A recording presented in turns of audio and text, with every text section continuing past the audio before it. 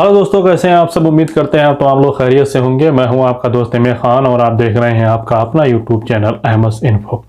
तो सबसे पहले तो जवाजात की तरफ से आई हुई खबरों को देख लेते हैं, जिसमें जवाजात की तरफ से कहा गया है कि अगर कोई भी शख्स सऊदी अरब के अंदर उम्रा वीज़ा पर या हज वीज़ा पर ओवर स्टे करता है, यानी कि जितने दिन उसका वीज़ा है उससे ज़्यादा यहाँ पर रुकता है, तो जो उनको हज सुविधा प्रोवाइड करवाने वाली कंपनियां होंगी या जो उम्रा वीज़ा प्रोवाइड करवाने वाली कंपनियां होंगी, एजेंसी होंगी, ट्रेवल एजेंसियां होंगी, उन पर 25,000 रियाल का जुर्माना किया जाएगा। तो ये तो ऐसी सूरत में होगा जब आप किसी ट्रेवल एजेंसी के थ्रू आएंगे तब। लेकिन जैसे कि आप लोग जानते हैं कि यहाँ भी आप उम्रा वीज़ा होस्ट कर सकते हैं, यानी कि जैसे यहाँ कोई इकामा होल्डर है वो अपने इकामे पर किसी को उम्रा वीज़ा पर बुलवाता है और वो आने वाला वीजे से ज़्यादा दिनों तक यहाँ पर रुकता है, तो उसके ऊपर भी, यानी कि जिसने बुलाया है उसके ऊपर भी ये 25,000 रियाल का जुर्माना किया जाएगा।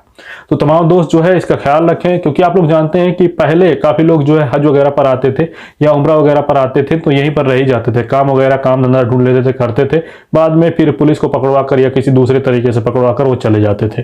तो इन्हीं तमाम चीज़ों को देखते हुए इसको रोकने के लिए जवाजात ने ऐलान किया है। दूसरी खबर है जवाजात की तरफ से, जिन देशों पर अभी भी बैन लगा हुआ है वहां वालों के लिए सऊदी अरब आने से पहले किसी तीसरी कंट्री में 14 दिन रुकना जरूरी होगा।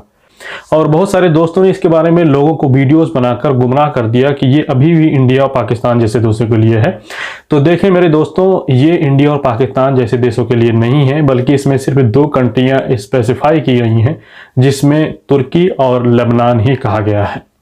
ये सिर्फ और सिर्फ तुर्की और लेबनान वालों के लिए है। बाकी कंट्रियों के लिए जैसे आप लोग आ जा रहे हैं वैसे ही ये चलता रहेगा, उसमें कोई भी बदलाव नहीं किया गया। आप लोग जानते हैं कि इंडिया पाकिस्तान वालों के लिए डायरेक्ट एंट्री भी अलाउड है, बिना क्वारंटीन के, बिना RT-PCR टेस्ट के। अब यहाँ RT-PCR टेस्ट की बात आ गई तो अभी जो सुबह मैंने वीडियो पोस्ट किया था उसमें 2-4 दोस्तों ने कमेंट किया कि भाई हम आ रहे हैं सऊदी अरबिया, क्या RT-PCR टेस्ट जरूरी है।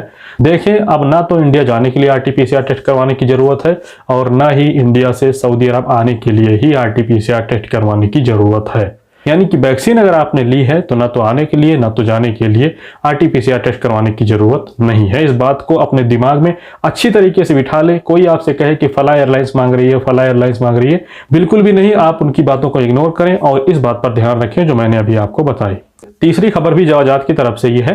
जवाजात की तरफ से कहा गया है कि जो यूक्रेन के लोग, जैसे कि आप लोग अभी जानते हैं कि यूक्रेन और रसिया में भी जंग छिड़ी हुई है, तो जो यूक्रेन के लोग सऊदी अरब के अंदर मौजूद हैं उनके वीजे बढ़ा दिए जाएंगे। जैसे कि वो यहाँ विजिट वीजा पर आए हुए हैं या किसी दूसरे वीजे पर, तो अभी उनके वीजे जो है बढ़ा दिए जाएंगे। तो यूक्रेन के बारे में मैं आपको क्यों बता रहा हूँ, ये इसलिए बताना पड़ रहा है क्योंकि जब से ये खबर आई है तब से तमाम दोस्तों ने इसके बारे में अफवाह फैलानी शुरू कर दी है कि जो इंडिया पाकिस्तान वाले हैं उनके भी वीजे बढ़ा दिए जाएंगे। तो ऐसा कुछ भी नहीं है, ये सिर्फ और सिर्फ यूक्रेन वालों के लिए है। इंडिया और पाकिस्तान जैसे देशों में जो लोग अब रुके हुए हैं अब उनके वीजे नहीं बढ़ाए जाएंगे। और ये भी ध्यान रखें कि जो लोग छुट्टी पर गए और वापस नहीं आ सके तो सिवाय उनके कफील के कोई भी उनको 3 साल के अंदर बुला नहीं सकता। यानी वो काम के लिए 3 साल के अंदर किसी दूसरे वीजे पर नहीं आ सकते सिवाय उनके पुराने कफील के। इसके अलावा हज या उम्रा पर वो आ सकते हैं, इसके लिए कोई रोक नहीं है। और 3 साल बाद वो किसी नए वीजे पर किसी दूसरे कफील के पास भी आ सकते हैं। तो अगली खबर भी जवाजात की तरफ से है। तो जवाजात की तरफ से कहा गया है कि आपके पासपोर्ट में जो फोटो लगा है उसमें और आपके चेहरे के शेप में ज्यादा फर्क आ गया है, दोनों मैच नहीं हो रहे हैं, तो आपको अपना पासपोर्ट री इशू करवाना चाहिए। और इसमें आपको मौजूदा फोटो डालना चाहिए, मौजूदा फोटो लगवाना चाहिए अपने पासपोर्ट में, जिससे कि कहीं भी आप सफर करें तो जो एयरपोर्ट अथॉरिटीज होती हैं वो आपका पासपोर्ट देखकर और आपके चेहरे को देखकर आपको वेरीफाई कर सकें, आपको ट्रेवल करने में परेशानी ना हो। तो जवाजात की खबरों का पोर्शन खत्म हुआ और अब बढ़ते हैं मिनिस्ट्री ऑफ हेल्थ की तरफ से जो खबरें हैं उसके बारे में। मिनिस्ट्री ऑफ हेल्थ की तरफ से कहा गया है कि 5 साल से 11 साल के दरमियान के जो बच्चे वैक्सीन लेंगे तो जब वो अपनी पहली वैक्सीन लेंगे तब उनके तवक्कलना पर कोई भी फर्क नहीं दिखेगा। यानी कि उसमें ये नहीं लिख कर आएगा कि आपने 1 डोज ली है, इम्यून बाय फर्स्ट डोज, ऐसा कुछ भी नहीं लिख कर आएगा। जब वो दूसरी डोज ले लेंगे तब उनका तवक्कलना इम्यून दिखेगा।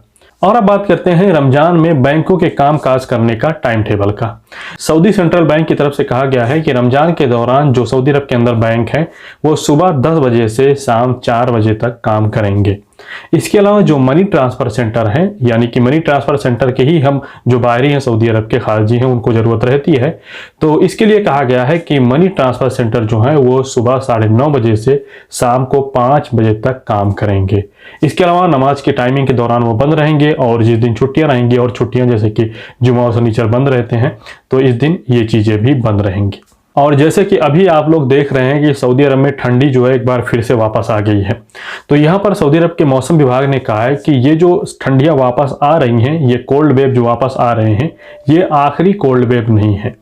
आप तमाम लोग जो है इस बात का ख्याल रखें, आने वाले दिनों में इस तरह से दोबारा भी सर्दियां वापस आ सकती हैं। तो कहने का मतलब ये है कि जो आप लोगों ने कंबल वगैरह, इसके अलावा जैकेट वगैरह अंदर डाल दिए हैं, उसको अंदर न डालें, बाहर ही रखें, कभी भी इसकी ज़रूरत पड़ सकती है।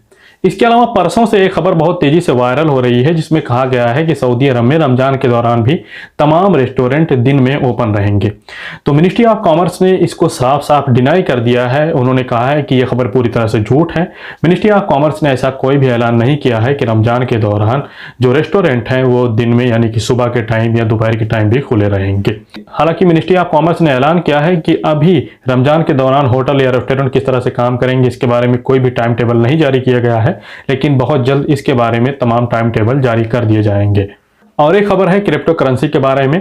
जैसा कि आप लोग जानते हैं कि अभी तक गल्फ की किसी भी कंट्री में क्रिप्टो करेंसी को मान्यता नहीं दी गई थी, यानी कि ये लीगल घोषित नहीं किया गया था।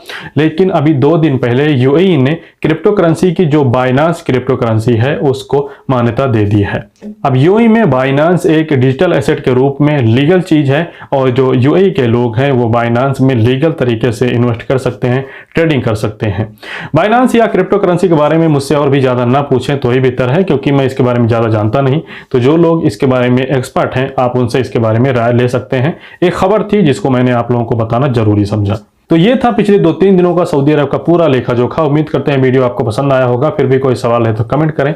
चैनल पर नए हैं तो सब्सक्राइब करें, वीडियो को लाइक करना, दोस्तों के साथ शेयर करना ना भूलें। बहुत बहुत शुक्रिया। मिलते हैं किसी और वीडियो में और नई जानकारियों के साथ। तब तक के लिए अलविदा। अपना ख्याल रखें।